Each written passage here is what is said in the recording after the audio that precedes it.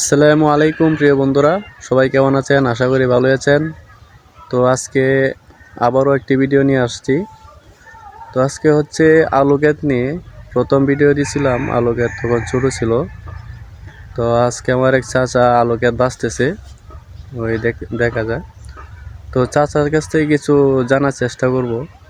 আর এই বছর আলু ক্ষেতের রূপ ভালো আছে, এখনো কোনো সমস্যা দেখা দেয় না। তো চাচা, ক্ষেতে গাছ বেশি হয়ে গেছে নাকি?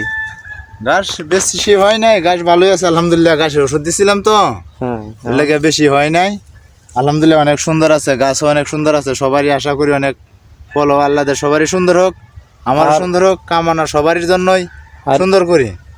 ও এই বছর কি ফসলের কি অবস্থা, মানে এই বছর কি বোঝা যাইতেছে যে গত বছরের তুলনায় এই বছর কি ভালো নাকি? আলহামদুলিল্লাহ অনেক ভালো আছে। গত বছর তো একটা ভাইরাস ছিল, ভাইরাস ছিল, এবারে তো ভাইরাসে আলু গাছ মারা গেছিল। গত বছর আলু খুব সংকট ছিল। আর এই বছর কি মনে হইতেছে, দেখে তো মনে হইতেছে এই বছর ভালো না? অনেক ভালো আছে ইনশাল্লাহ। সবারই দোয়া করি আলহামদুলিল্লাহ ভালো হোক ফসল। আমরা আমাদের জন্য দোয়া করি। হ্যাঁ, এটা অবশ্যই। তো আমরা সবাই সবার জন্য দোয়া করি।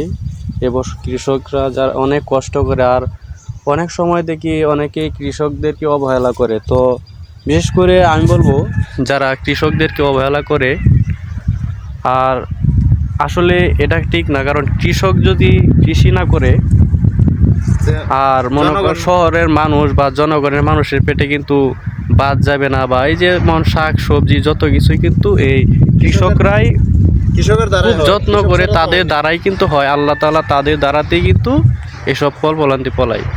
তো আসলে কৃষকদেরকে আমরা যথেষ্ট পরিমাণ সম্মান করা উচিত, তাদেরকে কখনোই অবহেলা না করাটা হয়েছে আমাদের উচিত। তো সবাই সবার জন্য দোয়া করবো, এবং এবছর ফসল ভালো হয়েছে সবার জন্য দোয়া চাই সবার কাছে, যে ফসল এবছর যেন কোনো রোগ বেড়া না আসে। তো সবাই ভালো থাকবেন, সুস্থ থাকবেন। এই পর্যন্তই। পরবর্তীতে আশা করি আর একটা ভিডিও নিয়ে আসবে। ধন্যবাদ সকলকে।